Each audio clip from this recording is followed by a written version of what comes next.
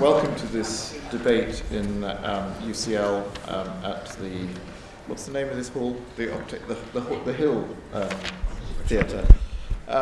My name's John Peat. I'm the Europe editor of The Economist. Journalists don't always dress up for debates, but I happen to be going on to a dinner afterwards. And it's a great pleasure for me to be introducing this very distinguished panel, a theme which I'm myself very interested in. It was said to me in Germany earlier this year by somebody from the finance ministry that solving the euro crisis is actually quite easy. The biggest problem is ensuring there is democratic legitimacy for the project when you've solved it. So I think concern about the democratic deficit has been rising and will continue to rise as the Eurozone integrates more. The Commission yesterday published some proposals, not all of which will be popular in Germany, for that further integration. We're going to have three panelists, starting with Dr. Colin Provost of the Department of Political Science here at UCL, followed by Roger Liddell, who's chair of the Board Policy Network and Labour member of the House of Lords, and a long-time past advisor to Lord Mandelson, including in Brussels. I think you were in Brussels with Lord Mandelson. If you played your cards right, you could have been president of the European Commission. And then Sir John Geeve will round us off, former Deputy Governor of the Bank of England and visiting professor here at UCL. If he were Canadian, he would by now be Governor of the Bank of England, but he's not. That's enough from me. I will hand over straight to Colin Provost. Do you want to? Yeah, go for it. Well, we're on kind of two different tracks right now. We have the crisis element, which is kind of the Band-Aid element, how to deal with bailouts on a week-to-week, month-to-month basis, but then also the longer reforms going on, which have picked up speed and stalled and picked up speed again, mostly in the world of banking. And so that's what I'd mostly like to refer to, and its tangential issues. And if my colleagues on the panel want to talk about other things in greater focus, that they can do that later. So where are we right now in the Eurozone crisis? I thought with regard to banking, it's a worthwhile topic to bring up. We have this ongoing discussion that's been going on for several months now about how to establish a banking union, right? Which is basically involves having a more tightly organized, tightly centralized form of banking regulation in the European Union at the EU level, as opposed to at the more national member state level. So this means that there's a perceived need for more centralization, stemming from problems that we previously had with cross-national differences. So say banks building up risk because they had differences across member states in the way they were allowed to build up risk. Also the relationships between banks and sovereigns, right? Banks and sovereigns perhaps being too close, some national banks buying up too many government bonds and then becoming weaker in the process, most notably in Greece, but elsewhere as well. So the perception seems to be from most EU officials that supranational regulation from the EU level is a good thing, because it solves coordination problems, right? It can help resolve these differences in national regulation and domestic regulation, and can serve as a greater coordinating mechanism where you kind of perched upon high oversee the risk of all 27 or 17, we're just talking about the Eurozone member states, and see what their banks are doing, what their governments are doing, interact with them more, coordinate more with them to make sure that there's not a huge buildup of risk and imbalances the way there has been, right? So within this discussion, the most prominent issues have been how do you successfully pass more authority onto the European Central Bank, which has been the main regulator of discussion, right? Like how do you, well, what kind of authority should you give to the ECB? What does it make sense to have them do? Because they have to oversee some 6,000 Eurozone banks. How will they do that on their own or with help? But then perhaps the bigger and more sticky, contentious issue, which seems to be off the agenda for the time being, is how do you deal with a bailout should the need arise in the future? And we'd like to pretend that it won't arise, but it probably will. So how do you establish some sort of mode of paying out deposit insurance, right, to ordinary depositors? And then how do you establish a resolution scheme, right? So how do you unwind a bank, so to say?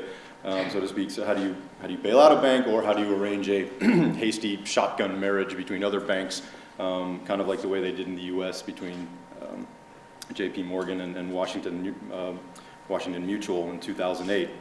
So those are the main questions, right? How do we deal with those things at the supranational level? So from there, I thought I'd talk a little bit about what's actually happened and what's going to happen, and how this relates to the issue of a democratic deficit. To look at it theoretically, I think it's useful to consult certain theories of delegation, which we talk about in some of our classes here in the Department of Political Science, when you are contemplating a massive shift to the supranational level. You can think of the member states as principals who are trying to hire an agent to do a job, that agent being the European Central Bank, all wanting to delegate authority, wanting in theory to delegate authority to the ECB, this supranational regulator who will resolve these transaction costs, who will kind of act as a great coordinator across these many countries. So because the ECB can bring coordination expertise, and it has expertise in banking as well, of course, right? But the problem is, the more salient the policy is to the principal, the less they'll want to cede authority to that agent, or the more they'll want to institute really rigorous oversight mechanisms, right, to make sure that agent is doing what it expects it to. And if you look at delegation in the European Union, particularly with regard to banking, that's how it's always been, right? The member states have primarily had the authority, much more so than the Commission or any of the supranational actors. This is also kind of how it's been with international banking, with the Basel Accords. We have international standards for banking. We have standards for capital that banks should hold, for risk-weighted ratios, for risk-weighted management, right? But the level of enforcement is rarely at the international level. It's usually at the domestic level. Domestic regulators are there to carry out what the Basel standards, but there's not really an international mechanism of enforcement the way there is with, say, trade disputes in the World Trade Organization, right, or other organizations like that. So what does that tell us about moving forward with banking union? It tells us that it's not going to be easy, right, at all, that it's politically sticky. Member states will jealously guard their bank regulation authority, and they're lobbied by their banks, who probably want to stick with the local regulator they know, prefer the flexibility that they can get with those local rules, okay? Some of the things that happened to demonstrate this over the summer, right? During the summer, a lot of momentum seemed to be getting generated with regard to banking union, and it looked like the discussions were picking up really quickly, but if you looked closely, none of the real difficult political obstacles had been encountered at that point, right? Everybody in the supranational level, at the EU level, were talking about things that need to be done. And then during one of the summits in September, right, some of the momentum ran into a wall, particularly from that wall being Germany, Poland, and Sweden, where Germany argued that it ought to have a stronger vote in any proposed banking union because it's bigger and has a larger share of banks in the Eurozone area. Poland and Sweden were concerned because they're not actually in the Eurozone, right, but they didn't want to have decisions imposed upon them. So they didn't like just having the decisions imposed upon them without having any sort of say. So they wanted to be able to have some sort of say in what happened within the Eurozone. So these became the issues of the day from three of the larger entities within the European Union. Plus, for there to be true banking union, I already talked about the need to resolve banks and to bail them out in the instance that needs to happen, and for there to be deposit insurance.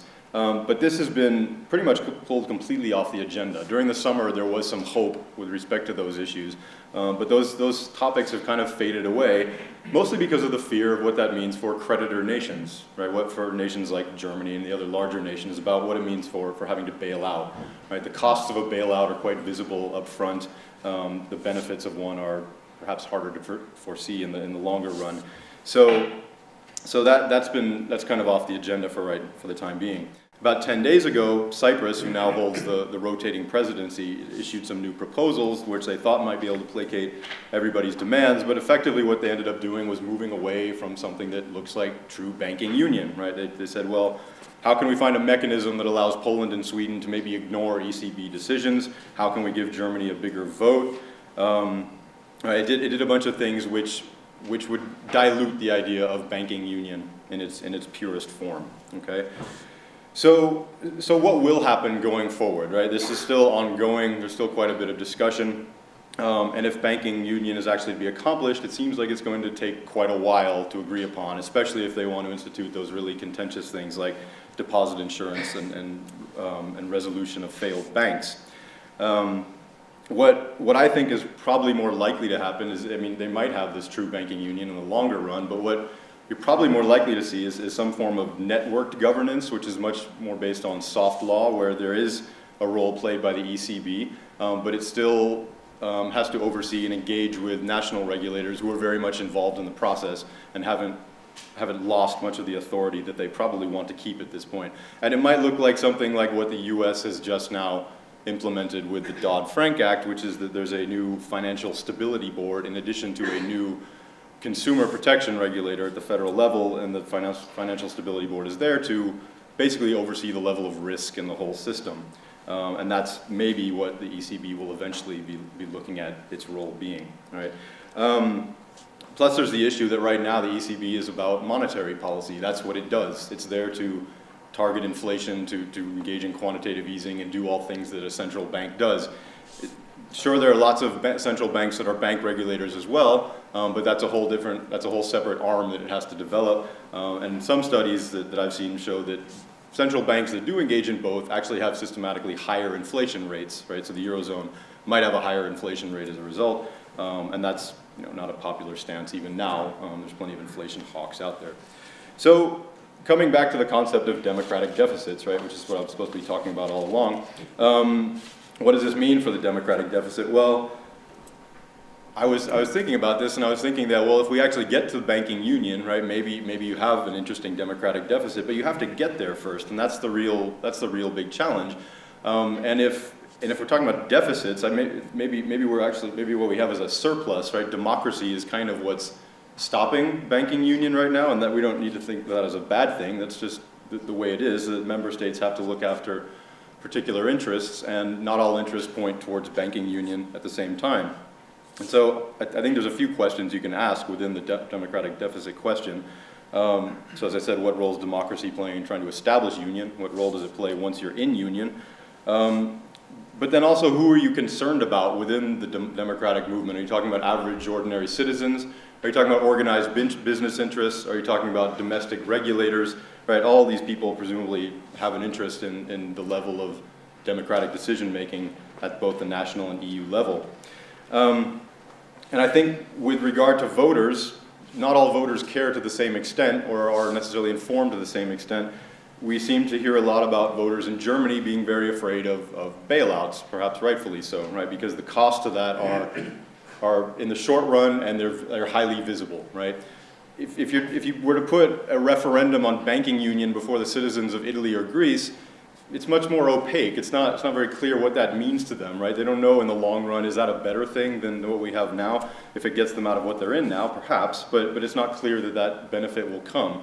So it's not clear what kind of information they would need and what their preference would be in the long run. In terms of organized interests, right, we see that what we've had with these, in some member nations, cozy relationships between banks and governments, and that might be a difficult link to break, but one that people who favor banking union want to break, right? So that you have to overcome that entrenched interest, particularly in the countries that are considered to be the debtor nations now. And for some of those, the adjustment costs of moving to banking union might be higher as well. National regulators in some countries don't seem as thrilled about moving to this. It means they have to cede power, right? They have to basically give in a lot of their power to the European Central Bank. Some national regulators have gone through quite a bit, right? Here in this country, a lot of power has shifted towards the Bank of England. They're going through quite a bit of a transformation, and they don't necessarily want to have to give all that up so that a supranational regulator can take it over, even though the UK is more outside of this discussion. So it's not clear to me that the democratic deficit is the big problem here, right? There are a lot of democratic interests in each state, in each member state, and it's not clear that they will allow banking union to happen, and that's not necessarily a good thing or a bad thing. It's just what it is, what you have when there's democracy. So maybe one day we can address the question of how does banking union affect the potential democratic deficit, but I think we have a long way to go before we get there. And for now, the question is how does the road to the banking union relate to democracy? And democracy is probably providing quite a few obstacles for it.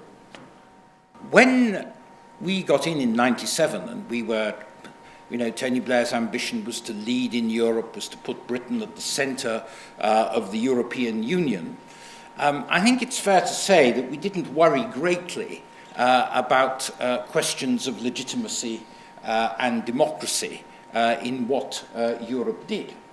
I think that the main argument that was made was that if Europe had sensible policies, and those policies produced visible improvements in people's working lives, or in ordinary lives, then people would regard the European Union as legitimate. And you didn't have to think that much about what kind of democratic process or had gone into taking the decisions. And I think in the political science trade, this was called output legitimacy. That was the doctrine that we very much followed in the initial period in Downing Street. I think after a while, we then realized that there were some pretty fundamental problems with the way the European Union worked and its institutions. And that these were likely to be accentuated a great deal by the growth in size of the European Union through enlargement. So the Prime Minister was very, very much in favour of a much smaller Commission. And in all the treaty discussions that took place in the last decade and ran up to the, which resulted in the Lisbon Treaty, Blair and the British government were very much arguing for a much smaller, slimmed-down, efficient Commission, even if it didn't have a British representative on it. Now, we're going to end up with a European Commission with 28 members. Now, why does that matter? It matters actually a large body is a weak body.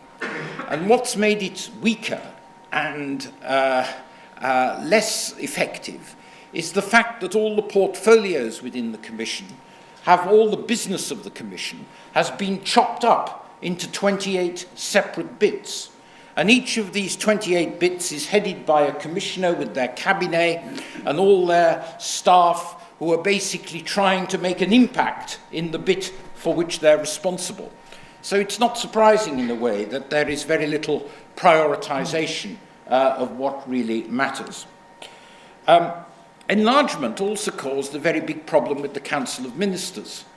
The Council of Ministers used to be a kind of fireside chat of the ministers from a union of what, when Britain first joined, was 9 members. And it was quite easy in a small gathering to do deals, behind closed doors, of course, so there wasn't much question of openness, transparency, or legitimacy in that, but it was easier to do deals. When we're dealing with a union of 28, it's very difficult to do deals behind closed doors. It's very difficult for political deals to be cut, and the whole nature of the process of interstate bargaining within the Council of Ministers has changed. And throughout this period, the European Parliament became a more noisy and assertive body. Now, I think the general view of national parliamentarians and national governments is that they don't really regard the European Parliament terribly seriously at all. They tend to see it as, well, people who fail to get elected to Westminster, to be brutal. That's the general attitude. And yet, the European Parliament was becoming a much bigger player on the European scene. Now, actually, I think, when I got to know it, I think that the European Parliament is actually quite good as a legislature, and actually does deal with issues seriously.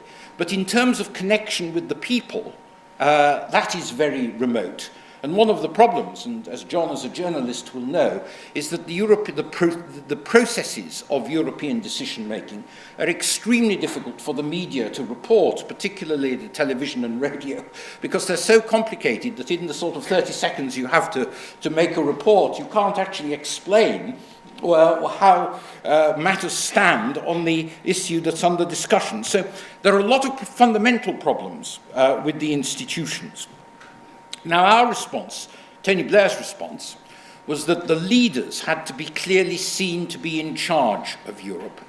And he, therefore, fought very, very hard in the last decade for a much stronger European Council where the heads of government are represented, and making that body much stronger by it having a permanent president.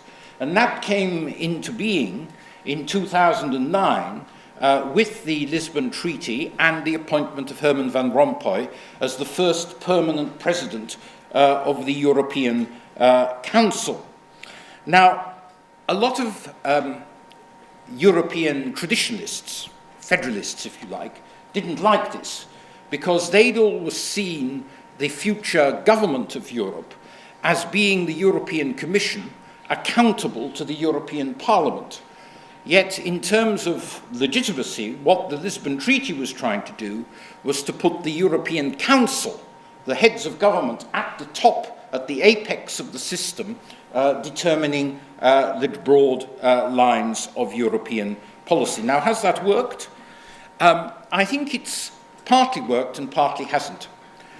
Yet, in terms of legitimacy, what the Lisbon Treaty was trying to do was to put the European Council, the heads of government, at the top, at the apex of the system, determining the broad lines of European policy. Now, has that worked?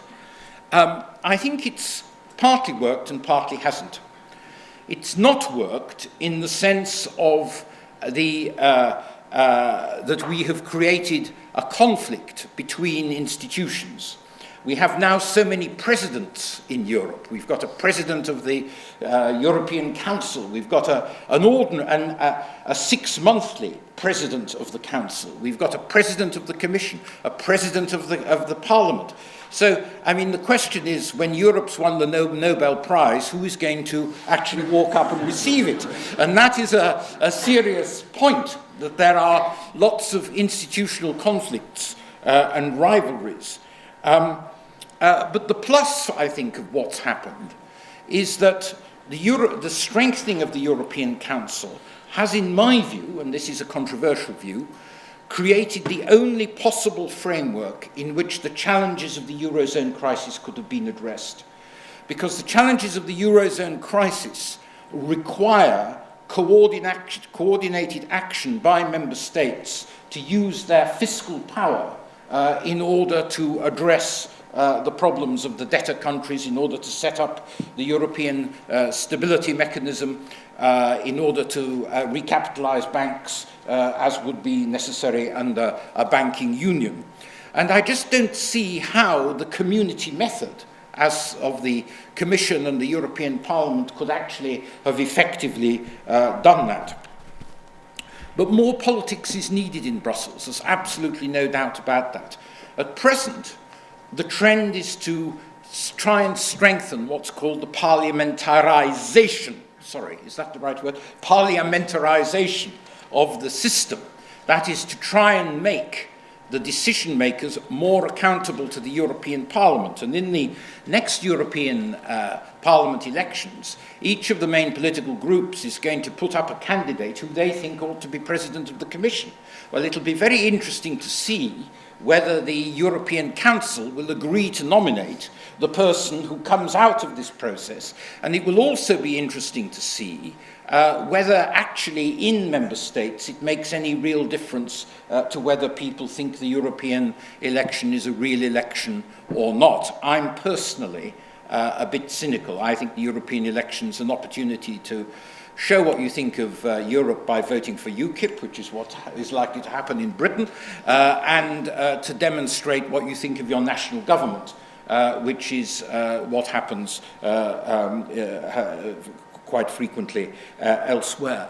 So I think if we want more democracy, I think in the present state of Europe's development, I think it's got to be more transparency in the way the decision-making process with the member states works in Brussels. And I've personally always favoured the idea, which the Whitehall machine in Britain was always wholly opposed to, it has to be said, was of having what I called a permanent cabinet minister in Brussels, someone who was there part of the week in Brussels representing the British government in the council, and then coming back to Parliament once a fortnight or so to answer questions about what they were up to and to go before parliamentary committees and be scrutinised about the policies that they were voting on. At present, the scrutiny process of national parliaments is very weak, although it was strengthened somewhat in the Lisbon Treaty. But I think in the longer term, probably what we have to go towards, if we're going to really introduce democracy into Europe, is to make a big leap forward in democracy. And that probably means having some kind of directly elected president. Now, what president of what? I think that what we should have in the treaty that is going to be negotiated in all likelihood after the 2014 elections, the new treaty, and this is what the German Christian Democrats say they support, so it's not without support on the continent, is to have a directly elected president who combines both the role of President of the European Council and President of the executive body, the Commission. And I think if you did that, you might then be able to reduce the Commission to a more efficient and functioning level. My final point is that this arrangement, however, doesn't deal with the ins and outs problem of the Eurozone. I mean, there is going to be an inner core Eurozone. I'm personally in favour of what they call in the trade a variable geometry Europe. So my response to the Britain not being in the Eurozone is to say Britain should be fighting hard, for instance, to be part of an inner core dealing with defence. And then we would be leading in a crucial area. And given the pressures on the defence budget, it seems to me to be logical that we should be trying to pool our resources on defence. And you could say the same about climate change and energy as an area where Britain could be taking a lead in the Eurozone. But I think that the question of how the Eurozone takes these key decisions on things like its banks and its fiscal policy, if there's fiscal integration, I think these are going to be very difficult. My own view is that these questions touch so much on questions which are central to national politics that you will have to have some institutional development which brings together the national parliaments in the Eurozone as the legitimating body for dealing with questions like a common fiscal policy. But for the foreseeable future, Britain isn't going to be part of that. I thought I'd start by saying something about what I see as the democratic deficit problem, and then say something about the Eurozone crisis, and end up with some comments on where this all leaves the UK. It seems to me the big problem, the democratic deficit problem in Europe is the lack of legitimacy or recognition and respect for European institutions in themselves, in the member states or in most member states.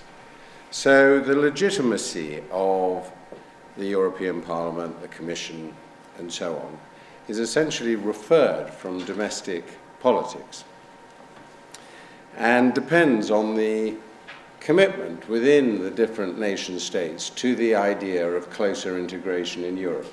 So where you have countries which are committed to closer integration, they're content to see, and I think they do look at the Parliament, the Commission, as, if you like, technical devices to help bring this about, and they have that legitimacy. But I don't think there are many countries in which the European Parliament, for example, is seen as on a par in terms of legitimacy as a decision taker in its own right as national parliaments. Now, so everything depends on the commitment of the individual countries to the European project. And that commitment, it seems to me, remains pretty strong for a tighter, closer, more integrated union, especially in the periphery of Europe, where for Greece, for Portugal, for Spain, for Ireland, for the Baltic states, being part of an integrated Europe has a huge political significance. Certainly in my lifetime, we've had military dictatorships in Spain, Portugal, Greece, and of course Ireland has been under the boot of the British government. And for those countries, and obviously for Estonia and Latvia and so on, they've got a tremendous commitment to it. They want to be right there in the centre. The problem has really arisen in the centre, where the commitment to further integration seems to be fraying at the core of Europe. In France and Holland, Germany, the original 6 members. And then, of course, there's Britain, which is sort of sui generis in this debate. And the Eurozone crisis is important because it's sort of bringing this debate to a point of how much commitment is there to further integration. I suppose my second point is that was designed into European monetary union, really. I mean, in part, EMU was a response to the failure of the ERM. It was an economic project, but it was always much more than that. It was a way of giving new life to the European project by the back door, if you like. By integrating the currencies, you would create new pressures for further political and fiscal integration. And the architects of EMU knew very well that it was incomplete, and that if you just unify the monetary policy but don't unify the rest of economic policy, there were likely to be severe strains which would require further steps to be taken. And they assumed that when those strains arose, that further integration, further political steps towards a more political federation would occur. Well, for 10 years, nothing happened. We lived in a sort of fool's paradise, really, where it seemed, everyone could have the same low interest rates and there were no hard choices to be made. And really what's happened in the last 3 years with the Eurozone crisis is that the choice of whether we go forward and the Eurozone, goes forward into a tighter union with more centralisation of powers, or whether it fragments, has been brought to the point of decision. And it turns out that this is a much more closely balanced decision than I think the architects of the euro ever envisaged. The odd thing about the Eurozone crisis is that it is one of the very, very few problems in the world which could be solved by a summit meeting of leaders. If the decision was taken to mutualise the debts of the countries of the Eurozone, problem over. I mean, there'll be lots of other problems, but that problem will be over. The Eurozone as a whole hasn't got a particularly high debt. It hasn't got a particularly high deficit. It's broadly in balance on the current account with the rest of the world. It's a much better place than we are in the UK, or than the United States, for that matter. So if there was the political will to seize the moment and say, right, let's turn this from a monetary union into a true economic union with a common fiscal policy and so on, job done. Well, as you can see, over the last 3 years, there's a lot of agonizing going on in all parts of Europe about whether they want to take that step, and particularly in the center of Europe. Now, I still think the odds are that the Eurozone will pull together rather than fall apart. And the pieces of that, of the way they're going to do that, are now on the table. You've got the ECB, which is prepared to provide unlimited funding to governments and banks in the Eurozone. So there's no Soros moment. For those who are old enough to remember the early 90s, will remember famously the hedge funds, and particularly George Soros' hedge fund, sort of blew Britain out of the ERM and its established policy. The markets took over. In effect, the ECB has prevented that happening to the Eurozone. There remains a political choice about whether, they've got themselves time to sort it out, whether they want to sort it out. And there remains a risk that either one of the countries like Greece, well, obviously Greece in particular, which is facing retrenchment and austerity, there's still the possibility that they will lose the will to pursue that course, or even to say that they're going to pursue it. I think that's a very real risk over the next year, that the government will fall and there will be no government willing to sign up to the sort of program that they're being obliged to follow. And on the other side, it's still unclear whether Germany, but in fact not just Germany, other central states will be willing to move to the sort of proper banking union, fiscal controls that would make a tighter union work. And Germany is a particularly interesting case because, in a sense, in German debates, there's still a very strong faction which says, well, we should move to a full political union in which, you have one parliament, one government, and we all, complete union. But if we're not going to go there, and obviously they're not going to go there, then there's a question about, have we got a sustainable group? And I think that debate's still going on. And it still seems to me quite likely that Greece will, one way or another, be ejected from the Eurozone. That's all on the Eurozone side. There are some parallels going on in other spheres, which we discussed here a little while ago. The Schengen treaties. It's an absolutely brilliant idea to have a passport-free zone in Europe, in the heart of Europe. But actually, it's now extended out to incorporate a broader range of countries. And next year, I think it's due to extend its boundaries to include Romania and Bulgaria. And this is a huge step for the core European countries, all of whom are obsessed about immigration controls. And so moving your boundary effectively into Romania and Bulgaria is a big step. So in that area too, there's a sort of sense at the center, in the core of Europe, of, God, have we overreached ourselves? So that's one aspect to all that. What about the UK? Well, obviously the UK is in a somewhat special position because there's no support, apart from Roger and a few others, for closer integration, as far as I can see.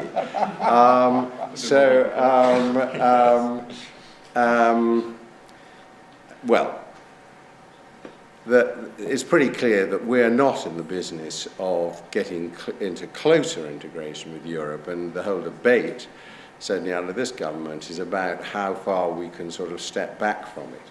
So we are in an uncomfortable position. We're in the outer tier of a union. And our national interest in that is, it seems to me, not to get too isolated, i.e. not to be the only people in the outer tier, but to try and attract some others and keep them there. And not to get disadvantaged, not to get discriminated against, because all the decisions are being taken in the areas we don't go to. And absolutely, in that circumstances, variable geometry looks jolly attractive. I mean, because then you can sort of be in more, you can pick and choose which rooms to be in, and you can sort of build a position that way. Now, this vulnerability that we may have a qualified majority sitting in a euro area, there is a qualified majority sitting in the euro area with greater powers over legislation, has existed ever since the monetary union was formed. But with a banking union, this raises particular problems for us, because that's banking and finance is one of our most successful industries. I know it's under a cloud at the moment, but it remains one of the few areas in which we have a world lead.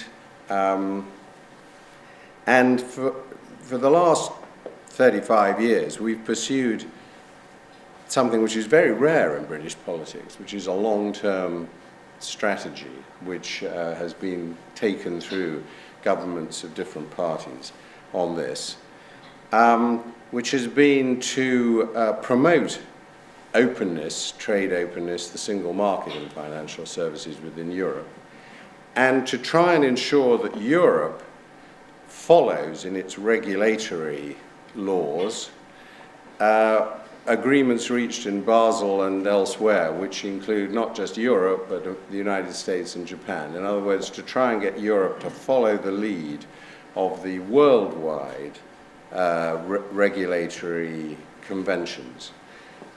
And this has been hugely successful. Nearly all the legislation in Europe on finance has followed pretty much word for word agreements reached in these global fora, notably the Basel Banking Group and so on. And the single market has developed in financial services, and that has been hugely beneficial to London, which has become the international centre in Europe.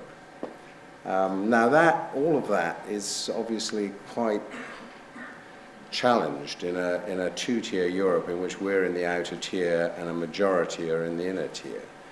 I don't think it's a hopeless position, because the economics profession, for a variety of sort of interesting historical reasons, are largely on our side. I mean, it's a largely Anglo-Saxon profession, and so we'll be giving huge powers to the ECB, and who's the head of the ECB? Mario Draghi.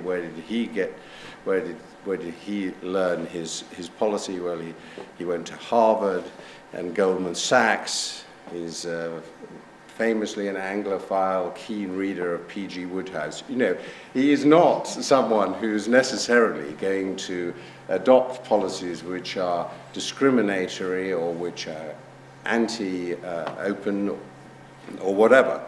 Nonetheless, it's going to require, and of course we've now imported in a sort of brilliant transfer. We've sort of bought the leader of the Financial Stability Board, which is the body internationally which sets these regulations, in Mark Carney.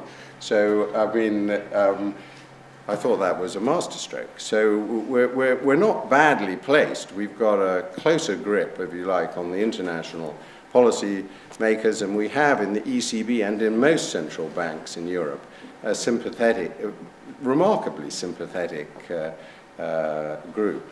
However, it will require tremendous tact and diplomatic skill to prevent ourselves getting isolated and disadvantaged. And I'm obviously delighted to see in recent weeks how tactful and diplomatic we're being in Europe. It's almost enough to sort of make you weep. Anyway, I think I'll stop there.